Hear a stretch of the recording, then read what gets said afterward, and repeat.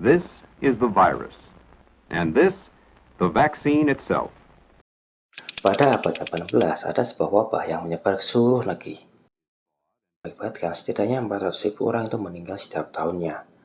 Penyebabnya tidak lain tidak bukan adalah smallpox atau cacar. Sebuah penyakit yang tidak hanya membunuh, namun juga meninggalkan bekas luka di sekujur tubuh. Sebenarnya ya, sekitar tahun 1400 sampai 1700-an sebelum penyakit ini menyebar, manusia sudah mencoba berbagai cara untuk mencegahnya. Salah satunya adalah dengan variolasi, sebuah metode kuno di mana mengambil bintil cacar yang sudah matang, kemudian memasukkannya secara sengaja ke tubuh orang yang sehat, dengan tujuan supaya manusia sehat itu jadi kebal terhadap cacar. Sayangnya, metode ini masih belum efektif. Hingga ada seorang dokter dari Inggris namanya Edward Jenner. Jenner ini lahir di kota kecil Berkeley, Inggris. Sejak muda, ia punya rasa ingin tahu yang besar tentang alam dan manusia. Dan suatu hari, rasa penasarannya membawanya kembali ke sebuah desa kecil tempat ia pernah makan dulu, Southbury. Southbury adalah sebuah pedesaan di dekat kota Bristol, Inggris. Pada abad ke-18, daerah pedesaan ini dikenal sebagai penghasil susu perah. Dan sudah bertahun-tahun penduduk tahu bahwa pekerja pemerah susu di sana itu kebal terhadap penyakit cacar karena pernah terkena cacar sapi. Penasaran dengan apa yang pernah ia dengar? Pada tahun 1796, Edward Jenner memutuskan untuk kembali ke desa itu. Di sana ia mengamati langsung aktivitas para pemerah susu. Ia bertanya ke sana kemari, mencatat, mendengarkan cerita-cerita para penduduk. Hingga akhirnya, Jenner melihat seorang gadis muda pemerah susu yang di tangannya terdapat beberapa bentolan kecil seperti bekas cacar. Gadis itu bernama Sarah Nels. Jenner pun menghampirinya, lalu dia bertanya tentang kondisinya. Dengan tenang, Sarah pun menjawab bahwa ia tidak takut tertular cacar manusia, karena baginya ia sudah pernah terkena cacar sapi, dan itu membuatnya percaya bahwa ia sudah kebal terhadap cacar manusia. Bagi Jenner, jawaban itu seperti membuka pintu besar dalam pikirannya. Ia akhirnya membujuk Sarah untuk ikut berpartisipasi dalam eksperimennya. Bukan untuk mencelakai, tapi untuk menguji sesuatu yang bisa mengubah sejarah dunia. Pada tanggal 14 Mei 1796, Jenner mengambil cacar sapi di tubuh Sarah. Kemudian ia menjadikannya ke seorang anak, laki-laki berusia 8 tahun bernama James Beams. Beberapa hari kemudian, Beams mengalami demam ringan dan rasa gak enak badan. Pada hari ke-9, dia merasa kedinginan dan kehilangan nafsu makan. Hingga akhirnya di pagi hari ke-9, Beams membaik dan berangsur-angsur mulai sembuh. Kemudian Jenner datang lagi, tapi kali ini dengan hal yang lebih ekstrim. Jenner melakukan hal yang lebih ekstrim, yaitu ia berusaha memasukkan cacar asli atau smallpox ke tubuh James. Dan hasilnya mengejutkan. Tidak terjadi apa-apa, tidak ada demam, tidak muncul bintik, tidak ada gejala. James benar-benar kebal.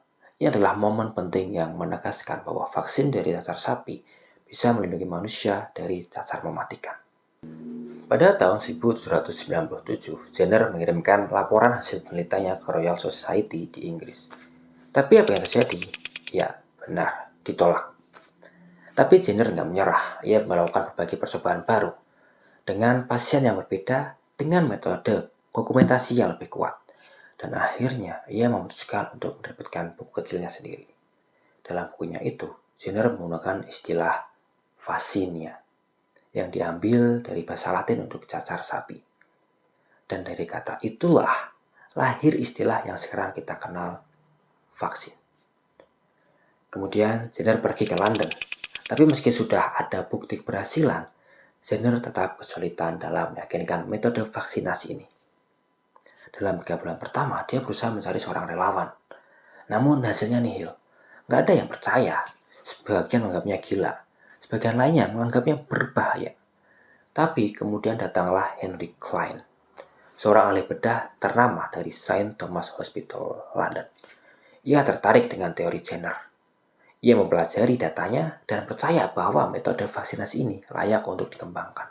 Pada tahun 1799, Jenner mendapatkan sokongan besar dari 2 dokter ternama, yaitu Dr. George Pearson dan Dr. William Woodville. Keduanya mulai menerapkan metode vaksinasi Jenner kepada pasien mereka, dan hasilnya ya benar positif baik. Vaksinasi pun mulai menyebar ke berbagai penjuru Inggris, dan pada 1800, vaksinasi akhirnya menyebar ke sebagian besar negara Eropa. Meski diseliputi ketelaran, Jenner tidak berusaha memperkaya diri. Justru dia tidak mematenkan temuannya ini.